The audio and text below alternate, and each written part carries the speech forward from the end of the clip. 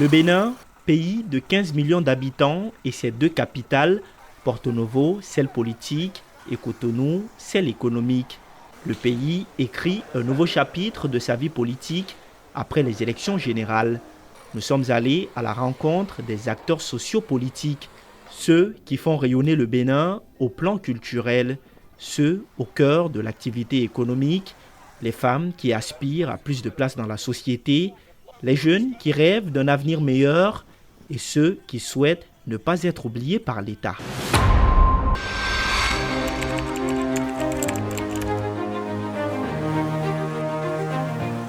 Ce monument que vous voyez derrière moi est celui de l'Amazone. Il est sorti de terre il y a quelques années et est situé en plein cœur de la capitale économique Cotonou.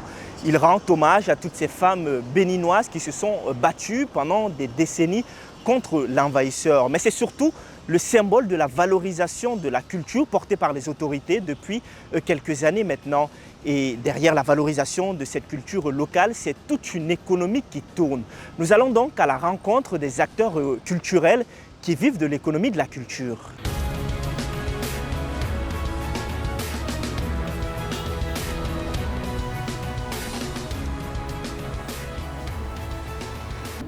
Debout devant sa petite boutique au marché des arts de Cotonou, cet artisan espère un dernier client pour boucler sa journée.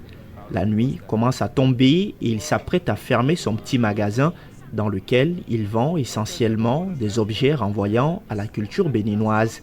Il se dit tout fier de l'initiative des autorités depuis quelques années de valoriser la culture locale. C'est un plaisir pour moi, c'est une grande chance et je peux dire si le nouveau président peut continuer ainsi à valoriser la culture, là ça profite tant dans le domaine artistique et dans le domaine religieux, un peu de tout. On ne vend que nos produits locaux ici, il n'y a pas de Shintok, il n'y a pas des produits importés, on ne vend que de local ici, ce que je fais, ce que les autres aussi font, donc on en profite tous quand même. En quelques mois, il a vu son chiffre d'affaires légèrement augmenter à la faveur de la valorisation du patrimoine culturel de son pays. Depuis 2024, le Bénin accueille des milliers de touristes pour les Vodou Days, la fête du vaudou en plus moderne. C'est un festival culturel de 3 jours sur la religion vaudou pratiqué dans le pays et qui a su s'exporter dans le monde. Un événement qui fait venir près de plus de 20 000 touristes et parfois même plus dans notre pays, c'est une fierté. Et c'est un événement qui nous avantage beaucoup parce qu'on reçoit des Brésiliens, des Guadeloupéens, des Martiniquais, des Haïtiens et même des Européens qui viennent ici pour nous acheter. Et tant que je vends, ça me profite alors. Tant que je vends, tant qu'ils viennent et puis ils nous visitent, ils achètent des articles chez nous, c'est un profit pour moi. Il faut aussi faire notre promotion de par les grandes réunions nationales qui se passent au sein du pays. Parce que les étrangers viennent dans des grands hôtels et ils n'ont pas le temps de se promener dans le marché. Une fois que les réunions, ou bien les conférences internationales ou bien nationales dans le pays finissent, ils rentrent chez eux. Donc si l'État peut au moins organiser, c'est pas, un type de promenade pour qu'après chaque conférence, les gens puissent passer dans le marché pour nous. Déjà, c'est une découverte et puis en même temps nous encourager, ça nous fera plaisir. Le Bénin organise aussi d'autres festivités qui célèbrent la culture locale. De nombreux sites culturels ont aussi été bâtis ou revalorisés. À la Chambre de commerce de Cotonou, nous rencontrons cet ingénieur financier et fiscaliste béninois. Il évalue depuis quelques années le poids de la culture dans l'économie du pays. Je peux vous rassurer que la culture aujourd'hui fait quand même près de 1% de notre PIB.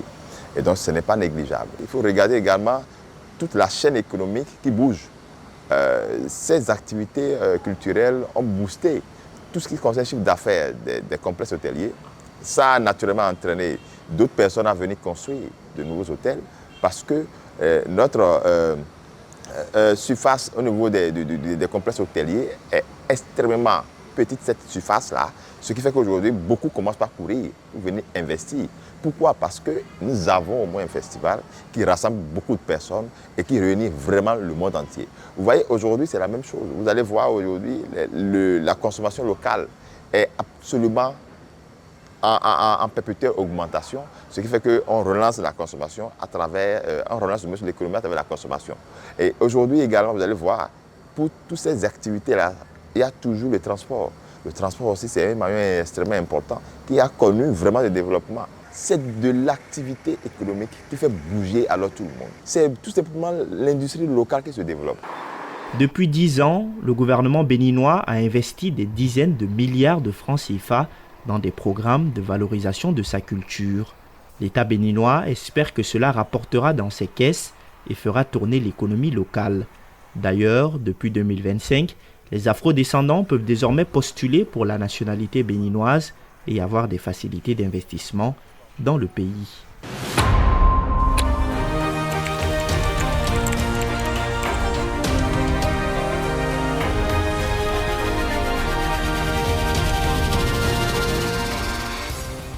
Ils sont le visage du transport public au Bénin. On les appelle les Émédians ou encore les Kekeno. Il s'agit de ces motos qui arpentent les rues de la capitale économique au Cotonou du matin jusqu'au soir. C'est moins coûteux et très accessible à la population. Parmi les autres véhicules de transport en public, ils souhaitent s'imposer sur la durée et continuer à faire tourner l'économie du pays. Comme tous les matins, ce moto-taximan enfile son casque et son gilet jaune pour sillonner les rues de Cotonou sur sa moto. Son gilet jaune qui lui est délivré par la mairie est le signe de son appartenance au moto-taxi appelé à Cotonou Émédian ou Kekeno. Bon, c'est pas mal, hein, c'est pas mal. Si tu n'es pas fainéant, bon, il va que c'est pas trop mal quand même. Ça m'aide, je fais un plaisir à ma famille. Au moins, ce qu'on va manger, bon, au moins je trouve.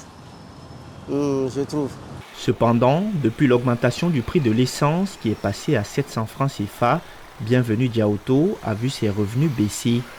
À la fin de la journée, quand il faut refaire le plein de carburant et prélever la recette souvent du propriétaire de la moto, le gain du jour chute considérablement. Avant, si je sors à 6 heures, jusqu'à midi, au moins si c'est 5 000, on trouve déjà et je retourne à la maison. Je me repose à 16 heures comme ça, je rentre jusqu'à 20 heures. Au moins, bon, si c'est 4 000, 5 000 aussi, je trouve. Mais maintenant, on ne trouve pas. Pourquoi? Parce que c'est à cause de carburant. Si tu prends carburant maintenant, là, si tu ne sais pas faire, si tu prends carburant 800 maintenant, si tu ne sais pas faire, tu ne peux pas trouver 2000 dedans. Bon, si notre gouvernement peut nous regarder aussi par rapport au carburant là, ça serait bon. À ce carrefour, non loin du marché d'Antokpa, en centre-ville de Cotonou, ces autres émédians attendent des clients. Les jeunes conducteurs de ces engins sont tous fiers d'être le visage du transport urbain de leur capitale économique. Ils invitent cependant l'État à mieux valoriser les Kekeno. Vraiment, on ne nous considère pas. Vraiment? On ne nous considère pas. Ils n'ont qu'à nous reconnaître aussi que nous-mêmes, on participe à quelque chose sur le territoire. À l'économie du pays. À l'économie du Bénin. Donc, il faut qu'on reconnaisse aussi notre place. C'est pas, il y a des gens qui ont des doctorats parmi nous, hein, mais il n'y a rien, ils sont dedans. C'est quoi la considération que vous attendez du gouvernement? Par exemple, la chemise là, maintenant, il y a des endroits, quand tu viens rentrer, on va te dire d'enlever ça. Pourquoi? C'est l'État qui nous vend ça, pourquoi ce n'est pas considéré? Pour rentrer maintenant, par exemple, je vais à la mairie, c'est la mairie qui me vend ça, je vais rentrer à la mairie, ils vont me dire d'enlever ça. Dans l'hôpital. Dans l'hôpital, on va me dire d'enlever ça. La chemise à quoi? C'est l'État qui nous vend ça. Donc vous voyez, il y a des trucs vraiment un peu dont on doit nous chercher à voir. Les émédiants attendent aussi du gouvernement des facilités au niveau de la douane pour les importateurs de motos afin d'inonder le marché. La moto, aujourd'hui, c'est à 475 000. On peut te dire un contrat de 520 000, oui, 520 000 déjà. Quand l'importateur, la douane, lui a été moins cher, la vente aussi doit casser le prix. Si c'est possible, le prix de la douane pour les importateurs, là, au moins même en vendant, ça peut aller, puisque quand la douane n'est pas chère, lui-même est obligé de casser le prix. C'est ça ce qu'on peut demander à notre gouvernement. Ils sont nombreux aujourd'hui, les jeunes béninois qui exercent le métier de moto-taxi. Aux côtés d'autres moyens de transport en commun, l'ambition des Kekeno est de consolider leur place dans le transport urbain.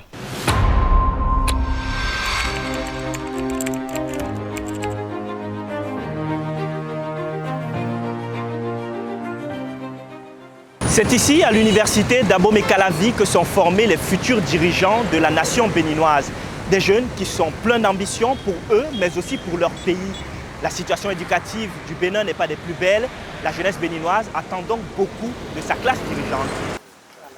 Comme tous les jours, les jardins de l'université d'Abomey-Calavi sont remplis d'étudiants. Quand ils ne révisent pas leurs cours, ils sont occupés dans les amphithéâtres. Cet ancien étudiant, aujourd'hui journaliste, y a passé quelques années.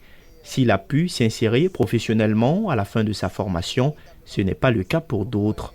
Depuis quelques années, la jeunesse béninoise ne cesse de réclamer de l'emploi à ses dirigeants. Qui parle de jeunes parle d'emploi. Donc il faut que le cycle d'employabilité soit beaucoup plus ouvert, afin que les jeunes puissent trouver d'emploi et puissent faire valoir leur capacité, leur intellectualisme pour pouvoir apporter un plus à la République. Donc moi, mon vœu le plus cher, c'est bien entendu l'employabilité à la République du Bénin. Trouver un emploi après ses études, c'est la préoccupation de Rapi. Cette jeune étudiante en dernière année de licence est pleine d'ambition et rêve de contribuer au développement de son pays. Il faut réduire le taux de chômage. Nous sommes jeunes, on finit avec la licence, on peine même à trouver des stages. Et les stages sont gratuits, on veut des stages payants. Monsieur le Président, pardonnez, on veut du travail. On veut qu'il y ait de l'emploi. On ne veut pas forcément aller à l'extérieur. On veut rester dans notre pays, étudier, pouvoir gagner notre vie sans forcément aller en France, aux États-Unis, au Canada. Danielle, la vingtaine, se prépare aussi à soutenir son mémoire après 3 ans d'études universitaires. Elle espère aussitôt avoir un travail et un revenu décent pour soutenir sa famille. Avec le nouveau président, j'aimerais qu'il se soucie un peu du chômage. J'aimerais que tout ça là ait une émergence, une évolution. S'ils peuvent revoir ça, nous serions à l'aise, le pays sera à l'aise, les enfants, les étudiants, les parents, tout le monde sera à l'aise, quoi. Le taux de chômage des jeunes au Bénin est estimé à près de 14%. À l'Agence nationale de l'emploi, le directeur nous expose les programmes mis en place par son service. C'est pour l'insertion des jeunes en milieu professionnel, aussi bien diplômés que non. Nous avons un projet qu'on appelle Programme spécial d'insertion dans l'emploi, qui consiste à accompagner les jeunes diplômés dans les entreprises et à les prendre en charge par l'État pendant 1 année, 2 années, de manière à ce que cela ne pèse pas sur la trésorerie de l'entreprise et permette aux jeunes aussi de faire une expérience et d'avoir ce qu'on appelle l'expérience professionnelle, ce que réclament les entreprises privées. Nous avons un autre projet d'inclusion des jeunes qui prend en compte tous ces jeunes, peu ou pas instruits, mais qui constituent une grande force de travail de notre pays, de pouvoir les insérer dans l'entreprise, parce que l'entreprise n'a pas seulement besoin des cadres, mais elle a aussi besoin des ouvriers et des tâcherons que nous leur fournissons à travers le projet d'inclusion des jeunes. Et c'est grâce à ce projet que nous avons pu fournir aux différentes entreprises plus de 18 000 jeunes qui y travaillent aujourd'hui et qui peuvent aujourd'hui s'enorgueillir d'avoir un emploi grâce à ce programme. Au Bénin, les jeunes diplômés que nous avons rencontrés aspirent tous à être un jour des cadres de l'administration. Tous demandent à l'État des opportunités d'emploi.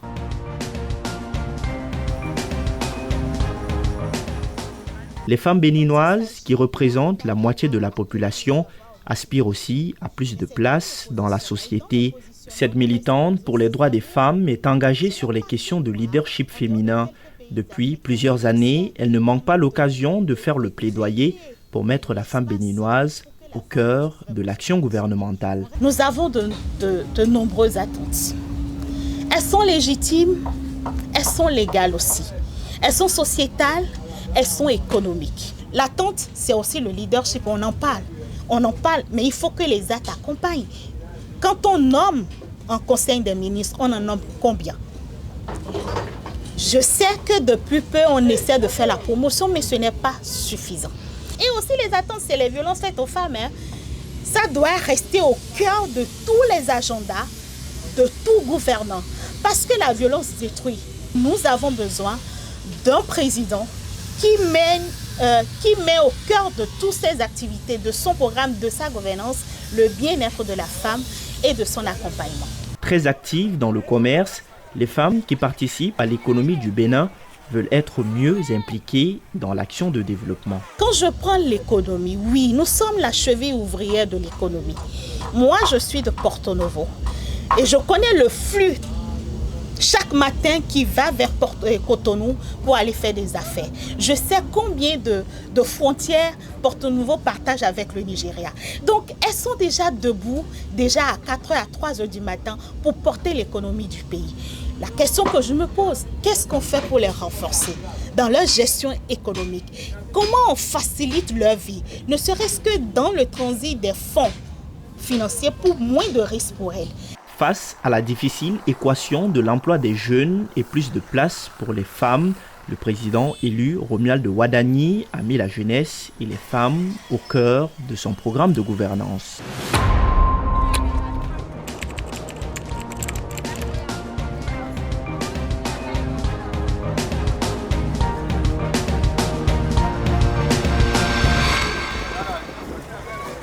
Cette fois, nous vous amenons à la découverte de la cité lacustre de Ganvié. Nous allons à la rencontre de cette population du Bénin qui vit essentiellement sur l'eau. Pas forcément coupés du pays, ils se plaisent dans leur quotidien, mais rencontrent tout de même de nombreuses difficultés.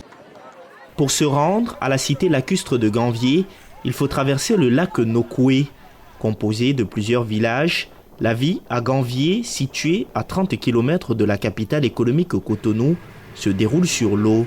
Habitations, écoles, hôpitaux, marchés ou encore lieux de culte, tout est construit sur l'eau. Et le déplacement entre ces différents sites se fait en pirogue. La vie à Ganvié est appréciée par ses habitants qui vivent essentiellement de la pêche. Ici, on ne se sent pas coupé du reste du pays. Cette commerçante sillonne Ganvié au quotidien pour écouler sa marchandise. Elle fait le commerce ici depuis plusieurs années.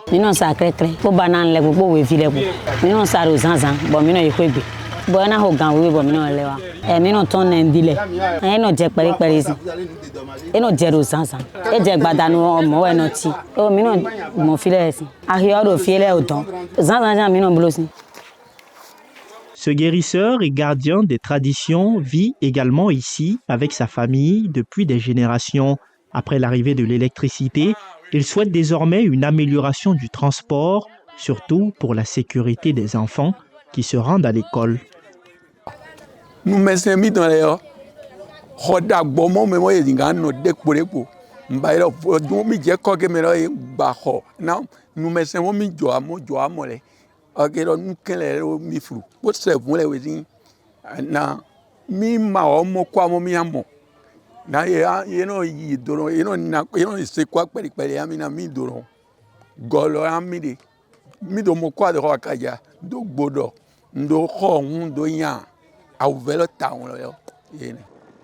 Des chavirements de pirogues en haute saison des pluies font souvent des morts. À la cabane qui représente le marché de l'artisanat, les artisans s'activent tous les jours pour proposer différents articles aux touristes qui viennent visiter Ganvié. Ils espèrent un accompagnement de l'État pour mieux valoriser leur art. Moi, je fais les tableaux qui portent les motifs de Ganvié. Je fais aussi un peu les bas-reliefs. Bon, les bas-reliefs, ce sont des sculptures qui ornent les murs des musées et aussi les murs des maisons familiales à Abomey. Les difficultés, c'est d'abord le déplacement. Le déplacement, c'est difficile de se déplacer à Ganvié si tu n'as pas de pirogue. Il y a cette difficulté. Bon, dans notre domaine, bon, nous manquons de financement, nous manquons d'aide pour faire vraiment la promotion de ce que nous connaissons. Sinon, nous voulons mettre ça à notre connaissance à la disposition de plusieurs personnes, même des enfants de rue, tout ça, pour les former, pour leur montrer notre savoir-faire. Cet autre artisan est un militaire à la retraite. Reconverti dans l'art plastique, il réalise des œuvres en lien avec la tradition locale. Il souhaite aussi un accompagnement de l'État pour perpétuer la transmission du savoir local aux enfants de Ganvié. L'État ne nous connaît pas, nous, comme quelqu'un qui est artisan ici. Donnez-nous la valeur de ce qu'on est en train de faire. Si on trouve la subvention de l'État, ça nous fera plaisir, on va évoluer. Les habitants des nombreux villages qui composent la cité lacustre de Ganvié espèrent ne pas être oubliés par l'État dans ses politiques de développement. Ils souhaitent une modernisation des infrastructures sociales de base. L'État béninois a lancé un projet de réhabilitation de la cité lacustre de Ganvié. Il veut la rendre plus moderne et plus attractive.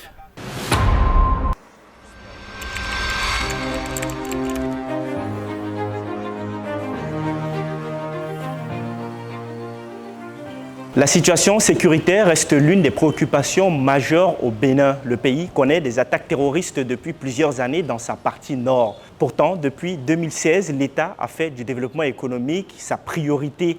Comment faire de sorte que l'insécurité n'affecte pas ce développement économique sur la durée? On en parle avec Eugène Alosupo. Il s'intéresse aux questions de développement, aux questions politiques, mais aussi sécuritaires. Bonjour Eugène Alosupo. Bonjour à vous. Merci de nous recevoir. C'est un plaisir. Dans un premier temps, quelle analyse faites-vous de la situation sécuritaire du Bénin? Vous avez depuis près de 5 ans déjà des groupes organisés qui attaquent les citoyens, mais pas dans l'ensemble du pays. C'est dans les zones frontalières, notamment dans des zones que nous partageons avec le Burkina Faso et le Niger surtout.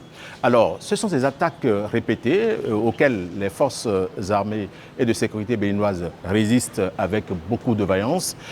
On a enregistré certes des morts, mais il n'y a aucun centimètre du territoire béninois qui soit dans les mains de ces forces organisées. Et donc, les efforts continuent. Toujours est-il que c'est une guerre asymétrique. Vous n'avez pas l'ennemi en face et par conséquent, vous pouvez être surpris quelles que soient les dispositions que vous prenez. Et donc, c'est ça la situation actuelle. L'État béninois a dû investir abondamment dans le matériel militaire pour faire face à ces genres de groupes organisés. Ce n'est pas la fin, mais il y a cette capacité de l'armée béninoise aujourd'hui de contenir ces incursions que nous voyons sur le territoire national de façon répétée. Alors, Eugène Alosupo, dites-nous comment est-ce que la question sécuritaire, sinon, dites-nous comment est-ce que l'insécurité affecte le développement de l'économie du Bénin?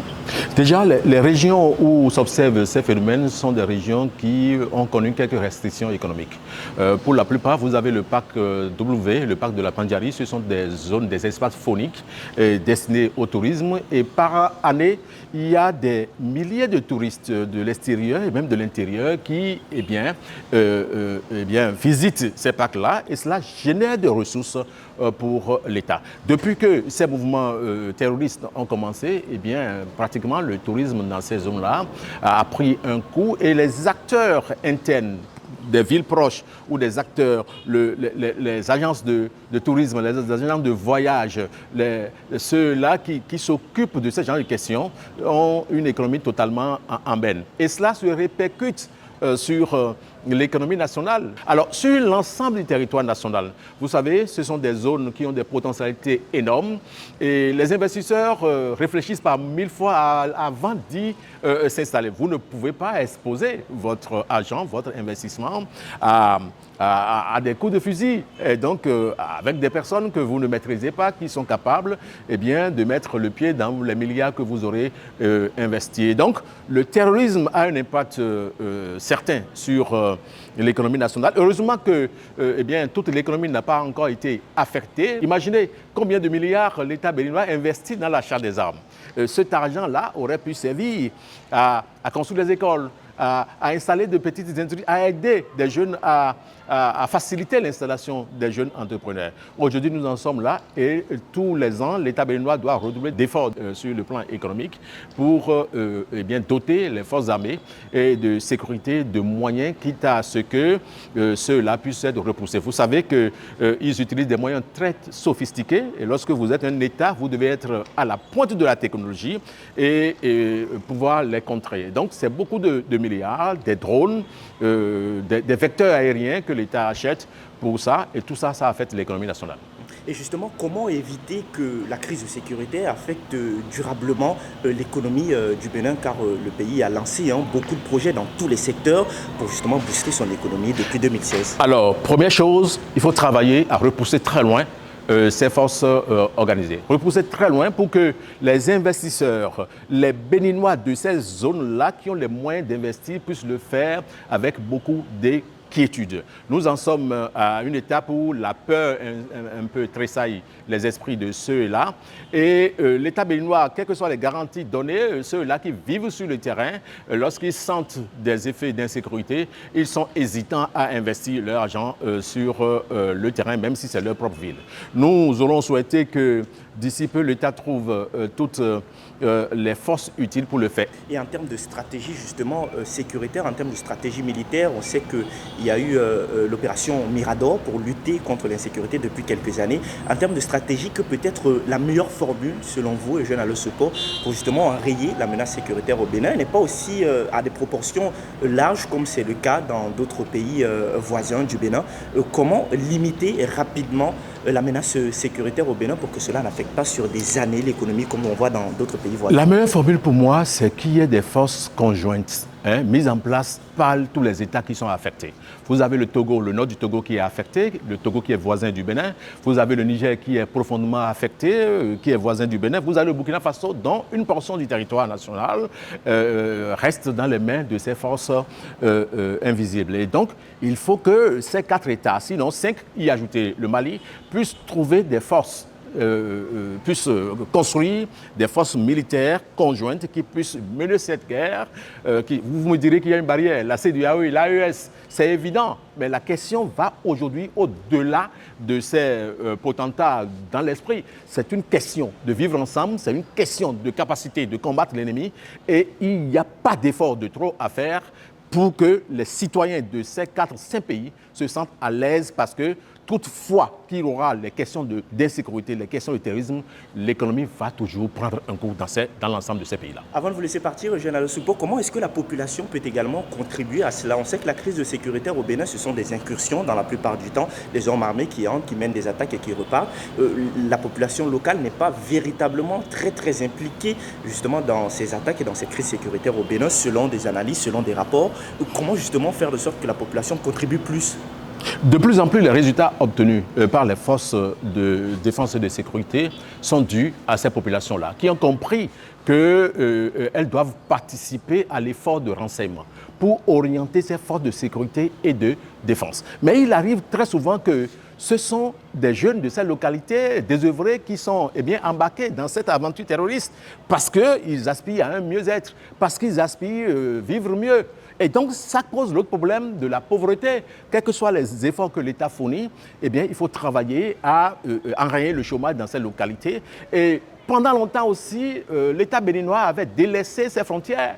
Imaginez que vous êtes au Bénin, à la frontière, au point principal, et que vous soyez obligé d'aller vous faire soigner dans le pays voisin en traversant les frontières. Vous avez beaucoup d'écoliers béninois, d'élèves qui sont obligés de traverser les frontières pour aller à l'école au Nigeria, pour aller au marché au Nigeria, pour se faire soigner au Nigeria. C'est vrai, ces dernières années, l'État béninois a fait beaucoup d'efforts avec l'Agence béninoise de gestion intégrée des espaces frontaliers qui a construit des infrastructures socio-communautaires dans l'ensemble de ces zones frontalières. Et il y a des programmes spéciaux financés par différents partenaires internationaux qui travaillent à ce que les jeunes-là ne soient pas les proies faciles pour l'enrôlement de ces forces terroristes qui secouent la sécurité dans l'ensemble de nos pays, notamment les pays voisins du Bénin.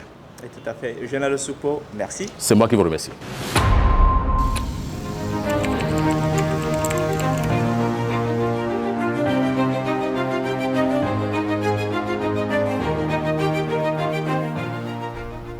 Nous sommes dans le jardin en face de la présidence de la République. C'est ici que de nombreux Béninois de la capitale économique Cotonou viennent très souvent prendre de l'air. Mais ils savent que c'est derrière les murs du palais qu'est décidé leur avenir. L'avenir de leur pays, ils s'interrogent justement sur cela alors que la nation s'apprête à ouvrir une nouvelle page de sa vie politique et démocratique. Dans les rues de Cotonou, personne ne veut commenter la tentative de coup d'État de décembre 2025, tant le sujet est sensible dans le pays. Mais cela a relancé le débat sur comment maintenir la stabilité démocratique et politique du pays. Cet ancien ministre, aujourd'hui vice-président du parti politique d'opposition Les Démocrates, a été au cœur de la machine politique pendant plusieurs années. Il regrette les récentes réformes politiques qui ont, selon lui, fragilisé la démocratie béninoise. La démocratie dont on a hérité de la conférence nationale de février 1990 est morte pratiquement. En matière de liberté, en matière de droits humains, les lois ont été faites de telle sorte que ce soit le musulman, dès que vous êtes dans une posture qui n'est pas désirée, on vous trouve quelque chose, ça peut être faux, ça peut être vrai, ça peut être exagéré, ça peut ne pas l'être, mais on vous trouve quelque chose qui permet de vous enfermer pour 10 ans, 20 ans, c'est la règle là maintenant. L'autre aspect, c'est la question des élections. Là encore, les lois ont été taillées, remodelées au fur et à mesure avec une volonté affichée pratiquement, c'est d'exclure ce qui peut apparaître comme une opposition véritable. On se taille ses propres opposants. Disons que l'on ne s'en cache pas. Pour les autorités, le Bénin a choisi la démocratie qui lui convient au nom de son développement. La majorité présidentielle est soutenue par ses partisans. Ce responsable du bloc républicain, BR, une des formations politiques de la majorité, appelle à l'union sacrée derrière la nouvelle gouvernance au nom du développement économique. Nous sommes là pour la continuité. Je souhaite que les fils de ce pays, qu'on ramène la balle à terre. Sur cette planète, personne ne sait le faire. Il y a toujours à quelque part des défauts. Aujourd'hui, le Bénin, c'est un exemple. C'est un exemple par rapport à la vision que chacun de nous a, la vision interne et la vision externe.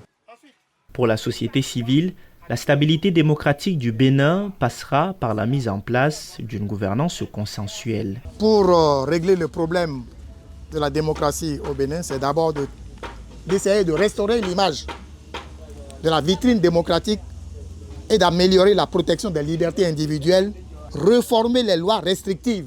Nous avons à garantir l'indépendance de la justice en limitant l'influence de l'exécutif sur le Conseil supérieur de la magistrature et veiller à ce que la criette ou toute autre juridiction ne serve pas d'outil de répression politique. Nous avons à ouvrir le dialogue politique inclusif en organisant des assises ou autres rencontres, mouvances, opposition, société civile, pour convenir des règles électorales consensuelles.